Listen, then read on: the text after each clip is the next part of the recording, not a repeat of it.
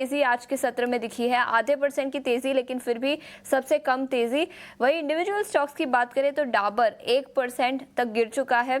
Emami, Britannia, Godrej consumer products, तो ये वही शेयर थे जहां पर अच्छी खासी तेजी वेडनेसडे को दिखी थी और आज वो ट्रेड रिबाउंड होता हुआ नजर आया। शिवांगी, आपसे पूछना चाहूंगी, दो स्टॉक्स डाबर और इमामी, क्या राय होगी इन दोनों ही रूरल इकोनॉमी बेस्ड स्टॉक्स पर?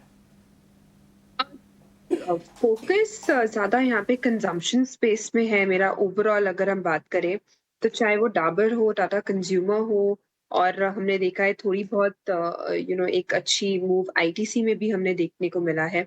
तो ये सारे ही स्टॉक्स काफी पॉजिटिव है और हमने एक स्टेबिलिटी देखा है इन सारे ही क्षेत्र के स्टॉक्स में, जो कि ऐसे वॉलेटाइल बाजार में हमें फ्लोट करने में हेल्प कर रहा है।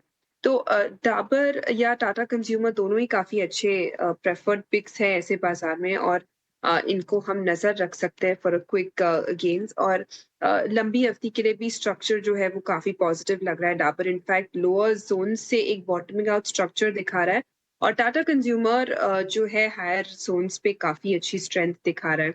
तो दोनों ही स्ट्रक्चर जो है रिस्क रिवॉर्ड वाइज़ भी फेवरेबल नज़र आ रहा है।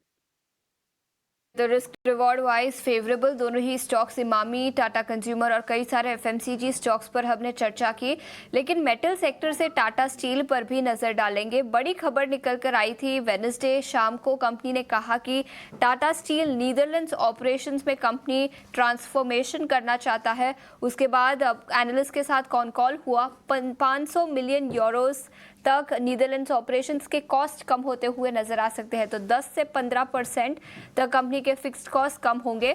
इनफैक्ट कई सारी ब्रोकरेज रिपोर्ट्स आई है और ब्रोकरेज हाउसेस का मानना है कि इस कॉस्ट रिडक्शन के चलते $70 से $80 पर टन के आसपास कंपनी का एबिटा बढ़ता हुआ नजर आएगा।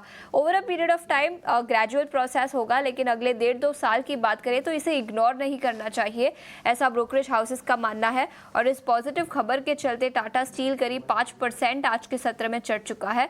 आदित्य, क्या राय होगी टाटा स्टील पर 133 के आसपास कारोबार करता हुआ?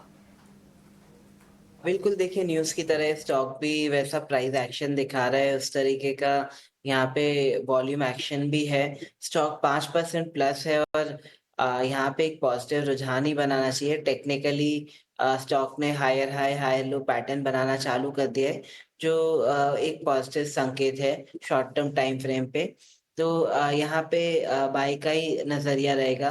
डिस्क्लेमर देना चाहूँगा, मैंने भी अपने क्लाइंट्स को बाय की सलाह दी हुई है मेटल स्टॉक्स में। और यहाँ पे जो तेज़ी का माहौल बना हुआ है, मुझे लगता है कंटिन्यू रह सकता है। तो यहाँ पे स्टॉप लॉस रख सकते हैं 130 का, और एक तेज़ी का रुझान बना सकते हैं।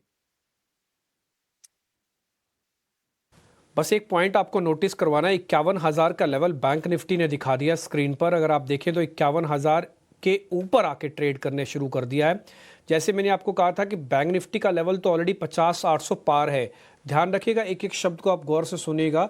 शिवांगी और आदित्य भी इसके गवाह हैं, और आशीष और मानसी भी, हमने सुबह भी यही बात बोली कि 50-800 के अगर ऊपर आ जाता है तो बाजार थोड़ा और चलेगा, और इसी तरह से 22,800 के ऊपर अगर आ जाता है तो बाजार थोड़ा और चलेगा। दोनों ही हमने गैप के साथ नहीं पाए थे, लेकिन उसके बाद पाए हैं, तो ये शायद थोड़ा और खींचेंगे मार्केट को। और ऑलरेडी करीब 845 पे अभी भी निफ्टी चल रहा है। ध्यान रखा जाए, विक्स उतना नहीं टूटा जितना टूटना चाहिए था। मेरे हिसाब से कम 10% की करेक्शन विक्स के अंदर आनी चाहिए थी, बट अभी वो नहीं आई है। इसलिए वॉलेटिलिटी को ध्यान में रखते हुए आप अपने वित्त सलाहकार से अपना फाइनेंशियल लिवरेज चेक करते हुए, और जहाँ जहाँ पे आपको अच्छा प्रॉफिट बना है, से मान लो आपने 22,000 के आसपास प्लस किया हुआ है तो 800 पॉइंट का गेन है। हाँ, मान लो 4 लॉट लिए हैं, एक लॉट काट लो, हाँ, या ट्रेलिंग स्टॉप लॉस डाल दो कि 22,700 पे मैं डाल देता हूँ या 600 पे डाल देता हूँ। कुछ ना स्टडी करो जो स्विंग ट्रेड उठा रहे हैं। और ये इतना वॉलेटाइल मार्केट्स है, क्योंकि बड़ी बात नहीं, अगर वॉलेटिलिटी चरम पे खड़ी रही ना, अपनी हाई पे खड़ी रही, तो कल फिर से कोई पॉजिटिव या नेगेटिव न्यूज़ भी आ सकती है। तो आप पॉजिटिव भी आ सकती हैं, विक्स का मतलब नेगेटिव ही नहीं होता, तो कुछ भी हो सकता है वापस से। तो थोड़ा थोड़ा ना अपने हाथ की चीज़ को अपने हाथ में रखो, ज़्यादा अपने ऊपर हावी मत होने देना, और पोजीशंस को स्लाइटली लाइट करके रखो, क्योंकि आप 3 दिन की वापस छुट्टी पे जाओगे। अब 3 दिन में ना जाने क्या हो जाए, फिर आपके हाथ से बहुत सारी चीज़ें निकल भी सकती हैं। तो बस ये एक पॉइंट नोटिस करना है कि जैसे जैसे लेवल्स 2 अचीव होते जा रहे हैं, या तो ट्रेल डालो, या तो हल्का हल्का प्रॉफिट बुक करो, या तो कुछ ना कुछ उसके बारे में स्टडी करो। ये आपका अपना इंडिविजुअल फैसला भी हो सकता है, मेरे कहे पे भले मत जाइए आप, ठीक है।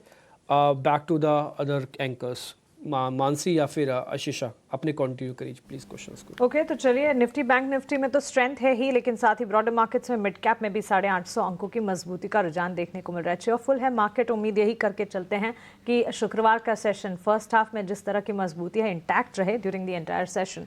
Electronic and manufacturing services EMS से जुड़े स्टॉक्स पर फोकस होना चाहिए इन दिनों।